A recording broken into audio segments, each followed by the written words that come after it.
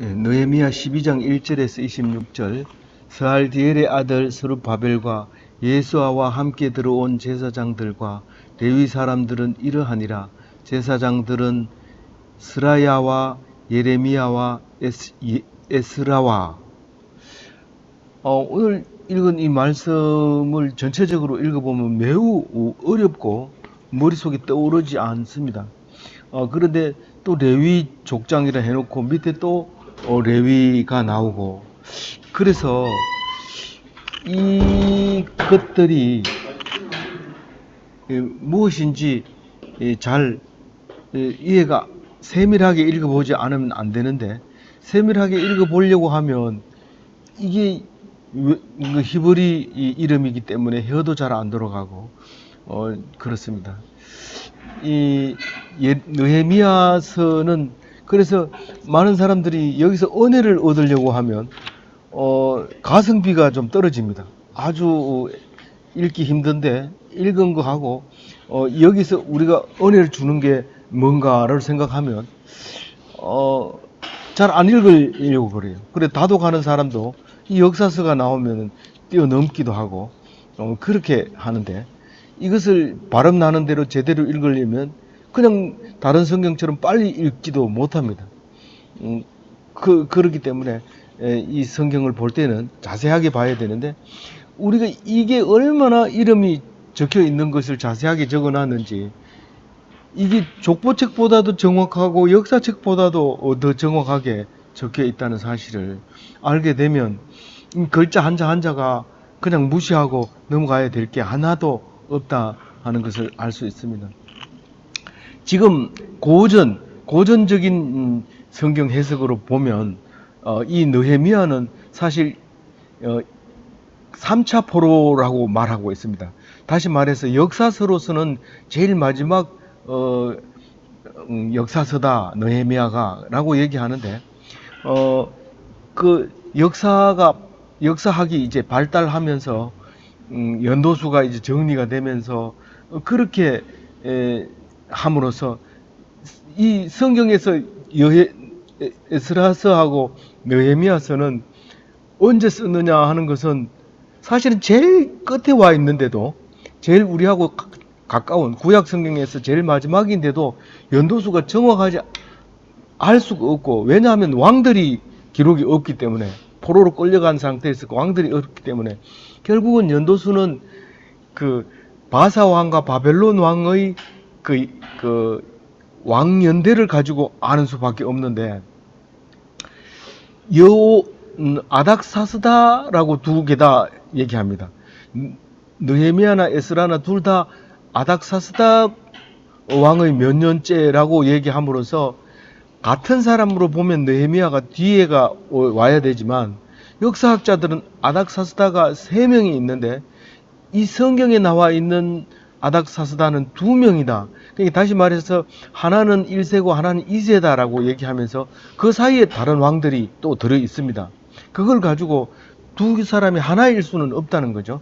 그래서 따로 떼어놓고 보게 되면은 많은 차이가 납니다.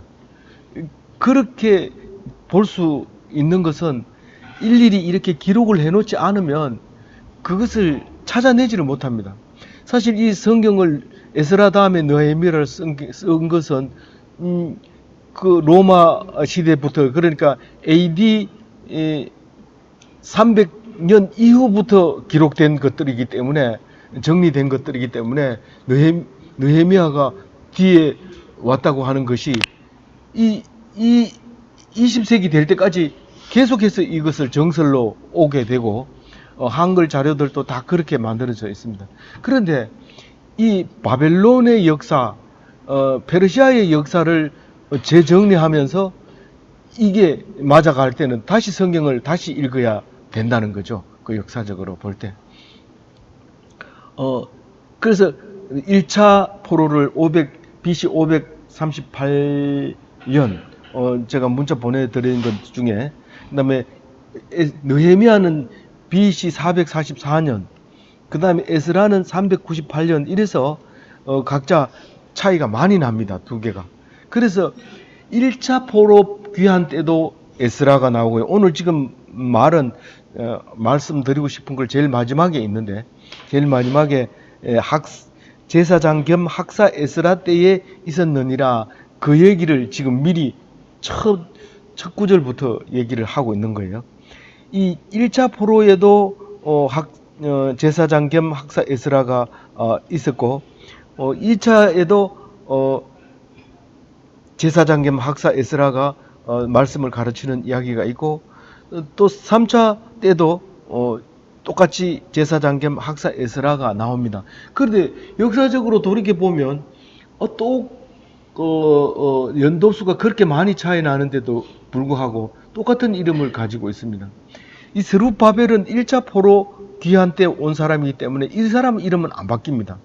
이 사람 이름은 안 바뀌는데, 이제 에스라하고 느헤미야하고 순서가 이제 연도수가 바뀌고, 그 세 개 다 이렇게 에스라 이름이 나올 때 우리는 뭘 생각할 수 있냐면, 바로 같은 왕은 죽고 새로 태어난 왕도 바로라고 얘기합니다.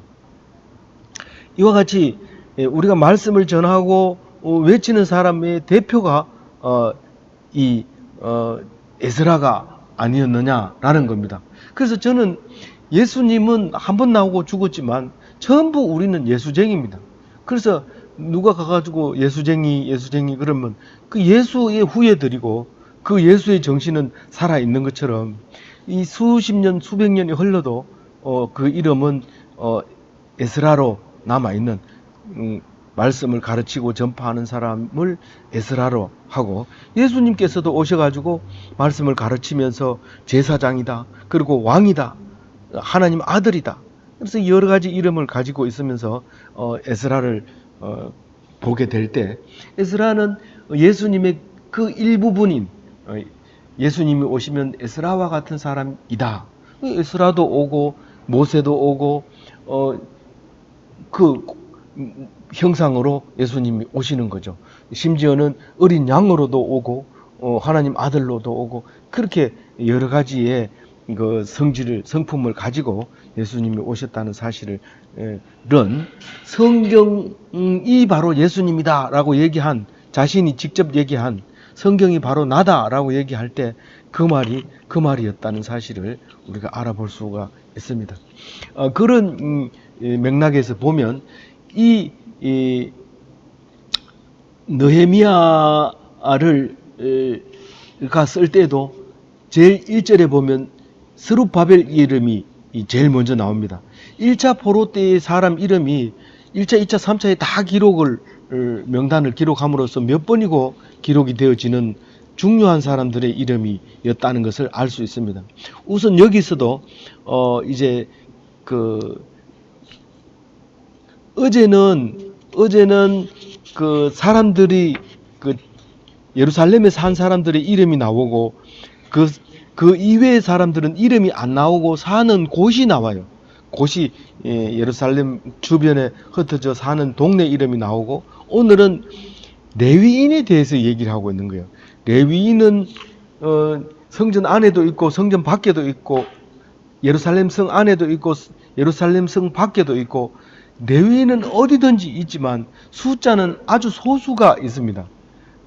그래서 말씀 전하는 사람은 작고 나머지는 백성들이 있게 되죠. 그래서 여기에 보면 레위 사람들과 제사장 족장들이 따로 있고요.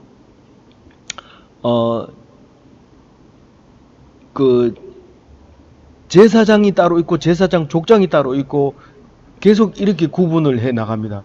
근데 이게 쉬운 게 아니고 어렵습니다. 왜냐하면 그때 제도하고 지금 제도하고 다르기 때문에. 근데 이 성경을 자꾸 여러 개를 읽다 보면 이게 해석이 되져요. 요거 하나만 가지고는 그 말이 맞느냐, 이게 이렇게 해야 되냐 저렇게 해야 되냐 하지만 이 느헤미야를 다 읽고 나면 이 절은 지금 뭘 얘기하고 있는지, 이 절은 뭘 얘기하고 있는지 얘기하고 있습니다. 앞에서는 레위 족장 얘기를 하길래 다 나왔는가 하고 보면 밑에 레위 후손의 이름 명단이 또 나오게 됩니다. 그래서 헷갈리게 되는, 세심하게 안 보면 글자 한자를 놓쳐버리면 전체의 뜻을 흐리게 하는 그런 게 구조가 되어 있습니다. 우선 오늘 여러 번 나온 이야기지만 스룹바벨에 대해서 간단하게 얘기한다면 이 원래는 역대기에 보면 이 스룹바벨이 버다냐의 아들입니다. 그러니까 그 할아버지가 바벨론으로 끌려간 여호야긴의 아들이죠. 버다냐가. 그리고 버다냐의 아들이 스룹바벨인데 이 어찌된 일인지 전부 스알디엘의 그 아들이라고 표현을 하고 있습니다. 스룹바벨을. 스룹바벨은 바벨론에서 온 것을 기억하는 이름으로 스룹바벨이라고 유대인들은 그렇게 부른 거고요. 이 페르시아 총독이 유다 총독으로 임명하면서 1차 포로를 귀환시킬 때는 이름을 세스바살이라고 해서 보냅니다. 세스바살아, 너가 유다에 가가지고 성전을 재건하고 다시 세워라. 바벨론이 그 몹쓸 놈들이 그 하나님의 성전을 다 파괴했구나. 네가 가서 다 깨끗하게 세우고 복원시켜라 하고 명령했는 게 고레스 왕 이후에 그렇게 했죠. 근데 이 명령 받을 때는 세스바살이었지만 우리가 부를 때는 스룹바벨이라고 하는데 어찌된 일인지 버다냐의 아들을 스알디엘이 아들이라고 하는데 스알디엘은 버다냐하고 어떤 관계냐 하면 형이에요. 한 네 번, 맏형이 스알디엘이고 두 번째, 세 번째가 있고 네 번째가 버다냐예요. 근데 이 버다냐가 낳은 아들은 역대기에서 보면 분명히 이 스룹바벨이라고 했는데 여기서 나오는 이유는 두 가지로 얘기할 수 있어요. 우리나라 양자처럼 자식이 없으니까 양자로 들여가지고 족보를 이으려고 그렇게 했을 수도 있고, 그 다음에 고엘 제도라고 해가지고 형이 그만 죽어버렸어요. 자식이 없이 죽으니까 형수한테 가서 아기를 넣으니까 형수에게서 난 자식이 이게 스룹바벨이면 그 이름을 스알디엘이라고 붙일 수도 있다는 거죠. 이제 그거는 알 길이 없지만 기록이 없으니까 어쨌든 이 스룹바벨은 버다냐의 아들이기도 하고 스알디엘의 아들이기도 하고 그랬다는 겁니다. 그리고 이제 BC 538년에 포로 귀환돼 가지고 515년까지는 제사장 역할을 또 총독 역할을 했던 것이다라고 일반적으로 해석을 하고 있는 거죠. 그래서 그때 스룹바벨이 오자마자 제일 먼저 했는 게 성전 짓는 재건하는 일이었기 때문에 그걸 제2성전이라고 얘기를 합니다. 제1성전은 솔로몬 성전, 제2성전은 스룹바벨 성전. 나중에 이것도 다 파괴되죠. 그리고 다시 헤롯 성전이 제3성전이라고 하는데 헤롯 성전도 로마에 의해서 다 파괴되고 말죠. 그래서 예수님은 그 헤롯 성전을 보면서 울면서 성전이 저 건물이 성전이 아니고 너희들이 성전이다 라고 얘기함으로써 우리에게 이 성경을 읽으면서 그걸 생각나게 하는 거죠. 이걸 예수님 없이 이걸 읽으면 유대인이 되는 거고 예수님을 마음속에 두고 읽으면 그리스도인이고 이것은 구약이고 이것은 예수님을 말하고 있는 것이고 그런 뜻으로 읽어져야 할 것입니다. 그래서 나중에는 이제 스룹바벨이 예수님의 족보에 나오죠. 누가복음 족보에도 나오고 마태복음 족보에도 나옵니다. 두 개는 족보가 틀리는데 스룹바벨만큼은 확실히 둘 다 예수님의 조상으로 나옵니다. 그리고 그 위에 올라가서 다윗도 예수님의 조상으로 두 개 다 나오게 됩니다. 그러니까 이 스룹바벨은 여러 가지 의미에서 중요한 중심에 서 있는 사람이다라고 말할 수 있죠. 그런데 스룹바벨을 도와주는 사람이 이름이 예수아입니다. 이게 여호수아라는 말과 예수아라는 말과 예수 그리스도 할 때 예수라는 말과 같은 말인데 표현 방법을 이제 다르게 했을 뿐이라고 말하고 있습니다. 근데 이제 스룹바벨 다음에 예수아가 있는데 예수아도 중요하기 때문에 뒤에 설명을 두 번이나 해놓습니다. 1절에는 뭐라고 설명하느냐 하면 스룹바벨과 예수아와 이렇게 하면 스룹바벨 다음에는 반드시 예수아가 옵니다. 이 예수아가 버금가는 그 부총독이다. 이렇게 우리가 쉽게 이름을 알아듣기 좋게 하려면 그렇게 해야 되고, 옛날에는 그냥 버금이다 이렇게 얘기를 했죠. 두 번째다라는 거죠. 그리고 이제 이름을 쭉 얘기하는데 레위 사람들이만 오늘 얘기한다. 레위 사람들만 지금 얘기를 하는데 제사장 레위 사람 중에서 제사장은 스라야와 예레미야와 그리고 에스라다 이렇게 얘기합니다. 근데 에스라는 뒤에 있는 제사장 겸 학사 에스라를 말하겠죠. 그렇게 이제 1절에 말하고 있고요. 두 번째는 아마랴와 말룩과 핫두스, 3절에는 스가냐와 르훔과 머레몬, 4절에는 이또와 간느도이, 이 아비야, 5절에는 미야민 마아다 빌가, 6절에는 스마야 요야립 여야다, 7절 살루 아목 hil기야 여다야. 이거를 왜 잘라놨습니까? 한꺼번에 쭉 안 하고. 뭐 그거는 AD 300년 훨씬 이후에 연도수는 정확하게 모르지만 누군가가 이것을 책을 만들기 위해서는 편집을 해야 되는데 이게 엉망진창인데 어디가 있는지 모릅니다. 이 책에다가 페이지 매기는 거나 마찬가지로 그 편집하기 위해서 이렇게 잘라놓고 번호를 붙이다 보니까 이렇게 된 건데 거기에 이제 절 나눈 거에 대해서 너무 민감하게 어떤 거는 문장이 절과 절을 연결해 놓은 거 있고 정확하게 문단이 잘라지도록 이 절이 매겨진 것도 있습니다만은 그렇게 알고 읽어주시면 되죠. 7절에 보면 네 사람이 나오고 이상은 예수와 때 제사장들과 그들의 형제 지도자들이었느니라. 이 스룹바벨 때 이런 말이나 마찬가지죠. 예수 아때라고 하는 것은 왜냐하면 이 스룹바벨의 후손에 대해서는 리스트가 없는데 예수와의 그 족보의 리스트가 나오는데 결국은 왕 몇 년에 하던 거를 예수와 자식의 몇 년에 예수와 자식 누구 때 몇 대째, 예수와의 몇 대째 이렇게 역사의 연도를 기록을 하고 있기 때문에 예수와 때라고 하는 말을 쓰게 되는 것이죠. 그래서 첫 번째 제사장들의 이름이 1절과 7절에 나오는 그를 말하고 있는 거죠. 그리고 8절에 보면 레위 사람들 중에는 제사장도 있고 레위 일반 사람들이 있다는 거죠.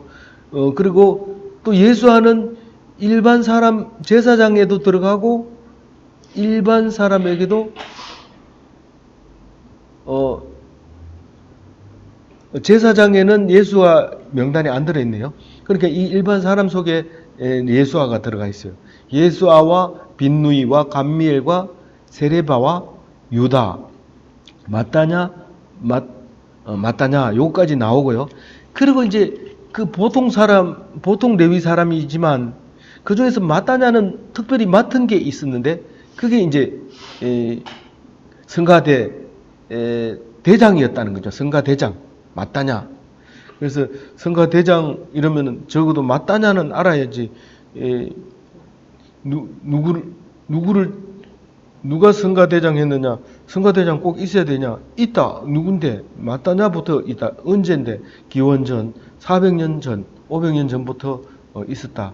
사실은 이것은 다윗 때 다 만들어져 있어요. 만들어졌었는데 이 포로를 갔다 와가지고 이제 그 똑같이 성가대를 만들었다는 것을 알 수 있습니다. 그렇게 말하고 있고요. 9절에는 그들의 형제 박부가와 운노는 그 직무를 따라 그들의 맞은편에 있으며 이 성가대가 지금처럼 오케스트라가 있고 지휘자가 있고 알토, 베이스, 테너가 있는 게 아니라 이 단순한 곡조에 뭐 이렇게 탬버린에다가 금은고에다가 현악기에다가 이렇게 요 정도만 있기 때문에 아주 단조로워서 성가대 노래하는데 자는 사람이 있어요. 그래가지고 이쪽에서 노래 가사를 부르면 저쪽 반대편에서 맞은편에서 아멘 이러면 이 사람은 목소리 나빠도 괜찮아요. 뭐 목소리 나빠도 되고 정신만 바짝 차리고 있으면 이쪽에서 성가를 탁 부르면 저기서 할렐루야 그리고 이쪽에서 노래를 부르면 아멘 그리고 이렇게 맞장구 쳐줘야 되는데 그게 맞은편에 앉은 사람들이인데 두 사람 나오죠? 이름이 뭐죠? 박부가와 운노. 혀가 잘 안 들어가기 때문에 한번 연습해 봐야 돼요. 박부가와 운노. 근데 이 사람들이 거기 있었다는 거죠. 그리고 10절에는 이제 그 역사를 기록할 수 있는 연대표를 지금 기록하고 있어요. 예수아는 요야김을 낳고 요야김은 엘리야십을 낳고 엘리야십은 요야다를 낳고. 근데 다른 데 보면은요. 어떤 때는 지금 연도수를 얘기할 때 사람 이름만 얘기할 때가 있어요. 요야김 오늘 26절 제일 마지막에도 보면 요야김과 느헤미야와 에스라 때 있었다 하고 연대를 그 요야김을 딱 집어넣어 가지고 연도를 정확하게 해주고 있습니다. 옛날에는 숫자가 없기 때문에 몇 년도라고 말할 수 없죠. 이거는 나중에 달력이 만들어진 다음에 뭐 안토니우스,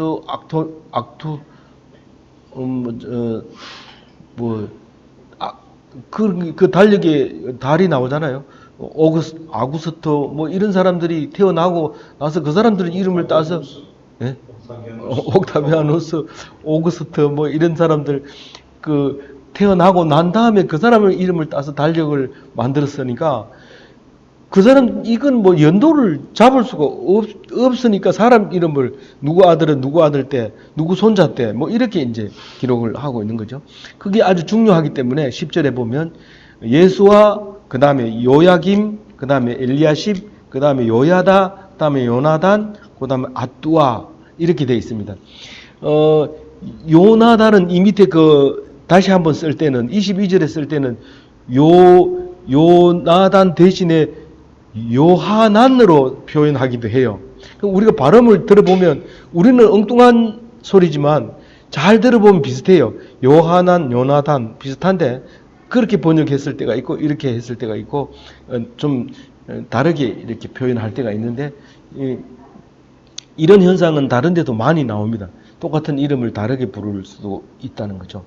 그래서 11절까지 역사에 중요한 사람들의 이름이 나옵니다.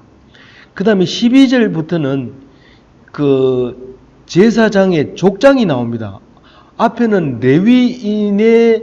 레위인으로서 제사장을 얘기하고 이 밑에는 제사장의 족장들을 얘기하고 있는데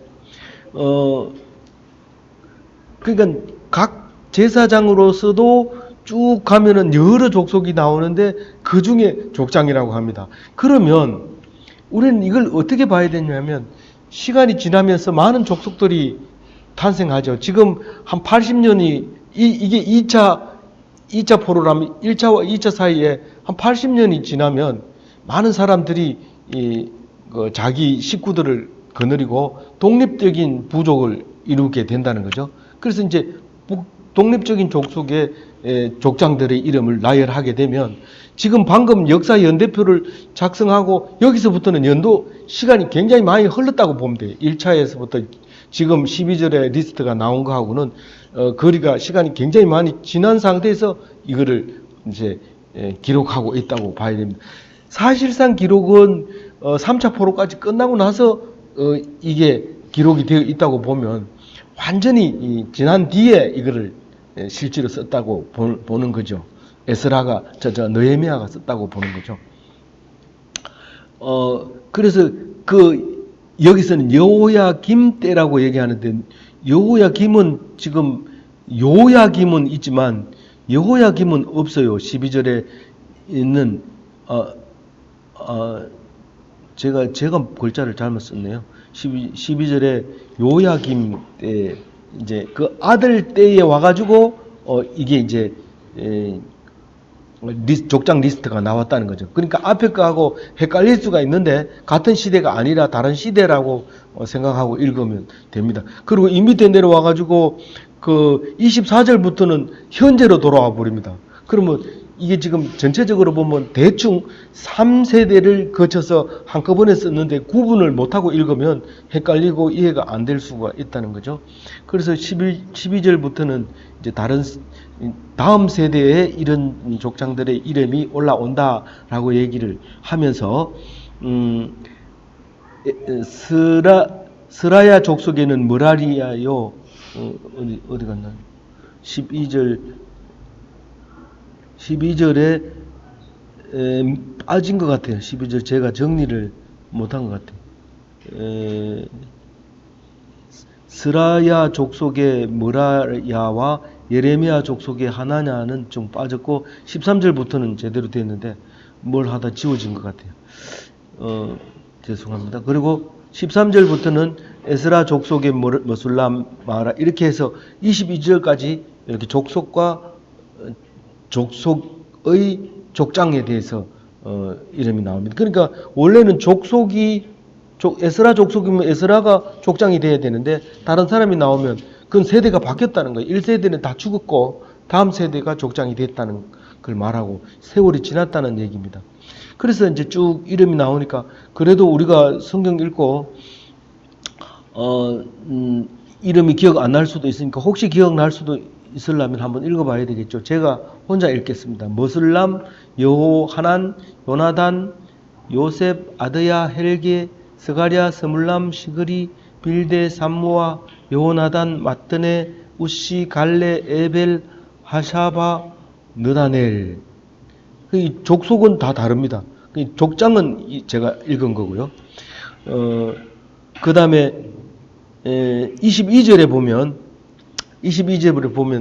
이제 지금 두 세대를 거쳐서 이야기를 했는데 그 세대에 대해서 다시 한번 말하고자 하는 것이죠. 세대에 대해서. 그래서 22절에 보면 알리아십과 요야다와 요하난과 아뚜아 때에 네위 사람의 족장이 모두 책에 기록되었고 바사왕 다리오 때에 제사장도 책에 기록되었고 이게 지금 역사가 엘리아삽, 요야다, 요하난, 아뚜아로 지금 4세대가 지나가면서 계속해서 책에다 기록을 했는데 그게 페르시아 왕 다리오 때 그 왕의 일지에도 다 그게 기록이 되어 있다고 지금 4세대까지 가면서 족장의 이름들이 계속 바뀌면 또 바뀐 대로 기록을 했고 그렇게 했다고 얘기를 하고 있는 거예요. 23절에는요. 뒤에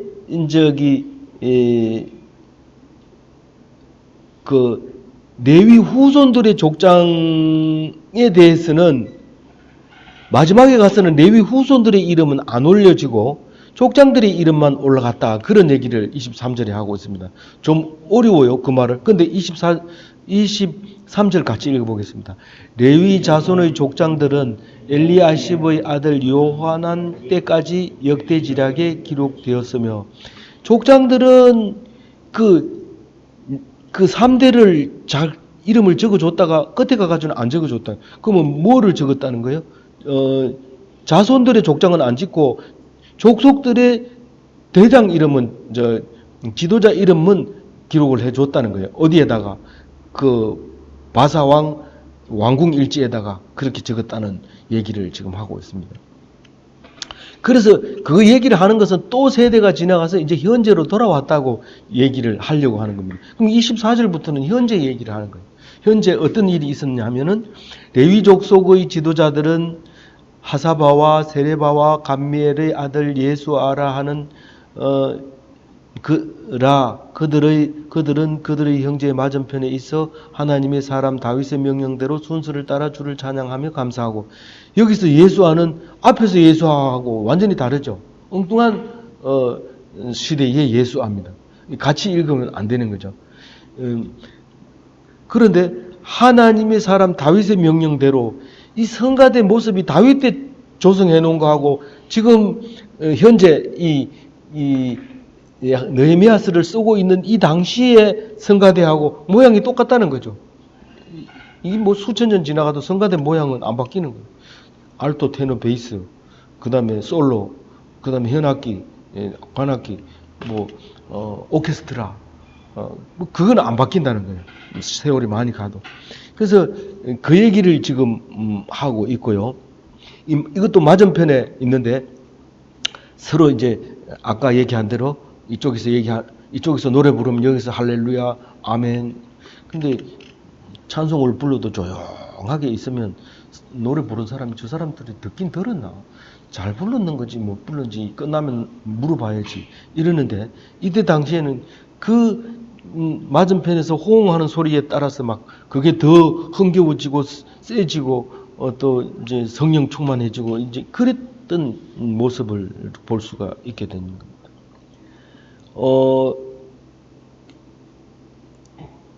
그리고 이 24절에는 그 레위 족속이 이제 그 성가대 하는 사람들의 이름이 나오고요. 25절에는 그 문지기가 있었다. 왜 이 문지기 얘기를 하느냐 하면요. 제일 중요한 거는 말씀 전하는 거고, 그 다음에 성가대고, 그 다음에 사실은 없는 것 같지만 이 사찰 집사 이게 지금 성 안에서 성전에서 가장 중요한 거죠. 이 문을 지키는 건데 그 사찰 집사라고 말해야 맞는 건지는 모르지만 하여튼 성문을 놓쳐버리면 다 안 됩니다. 굉장히 중요한 건데 그게 그 성전에서 아주 중요한 사람으로 이름이 남는데 이건 사실 성문 안에서 곳간을 지킨다고 얘기를 해요. 25절에 보면 곳간을 지키는 거니까 재무부장 좀 되겠네요. 이 문직이라고 말은 했지만 문직이라고 얘기를 했지만 그 곳간을 지킨 문을 지키는 사람이긴 하지만 성전 곳간을 지킨 거 지금 통장 맡은 사람 재무부장 뭐 이런 재무부장은 아니고 지키는 거지. 그 쓰는 거는 이 사람들이 권한이 없는 거고 지키는 거. 그 사람들이 이름이 6명이 나오네요. 6명이 아주 중요했다. 찬양대 다음으로 문지기가 이름이 나와 있다고 얘기를 하고 있습니다. 그리고 이제 26절에 요거를 마무리 짓는데 아까도 읽었지만 요야김 때와 그때 총독 느헤미야가 있었으니까 지금 한 세대가 지난 뒤에 다음 귀한 자들이 있었는데 그때도 제사장 겸 학사 에스라가 있었다 얘기를 하는 것이죠. 이렇게 하면서 오늘 이 성경은 안 읽어도 됩니다. 우리가 살아가는데 별로 도움이 안 될지 모르지만 사실 이 속에서 예수님을 찾아야 되고 이 역사가 예수님이 오셔야 되는 결국 와야 되는 이 복잡한 과거를 가지고 기록을 하니까 복잡하죠. 다 지워버리면 심플하죠. 그러나 우리는 그렇게 심플하게도 못 살아가고 그 복잡한 속에서 과거를 우리가 알아냈다는 사실에 대해서 생각하면 이 성경이 우리에게 엄청 은혜가 되고 도움이 되고 성경 없이는 못 살아. 다 버리고 가도 성경은 들고 가는 그런 귀중한 성경이 되었고 그것이 예수님이었다는 사실을 알게 됩니다. 아무쪼록 이 말씀으로 큰 위로받고 당당하게 구별되는 다른 사람과 구별되는 그리스도인의 삶을 사시기 바랍니다. 감사합니다.